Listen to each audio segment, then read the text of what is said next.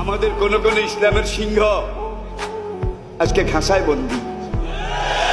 ইসলামের কোন কোন সিংহ শহীদ হয়ে হামজার কাছে চলে গেছে, হানজালার কাছে চলে গেছে, ঠিক কিনা বলেন?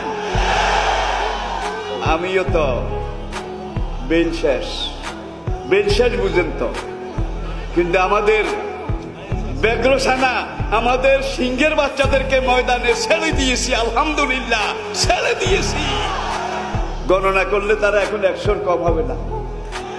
একটারে খাসে আটকাইলে আরো 100টা বাইরে হয়। এটা তো আপনারা নিজের চোখে দেখতে পাচ্ছেন।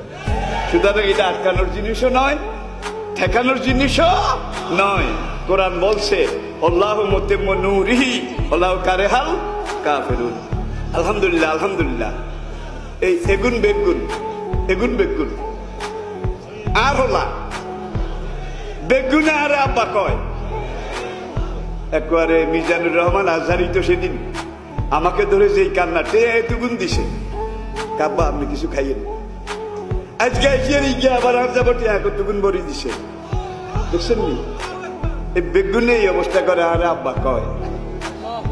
হয়তো এটা আমার হাসরের দিন নাজাতের উসিলা হয়ে যাবে। আমরা চলে যাচ্ছি, ওদেরকে এই উত্তপ্ত ময়দানে আপনাদের সামনে রেখে যাচ্ছি। ওরা জাতির কাছে আপনাদের কাছে আল্লাহর আমানত। এই আমানত আপনারা দেখভাল করে রাখবেন ইনশাআল্লাহ।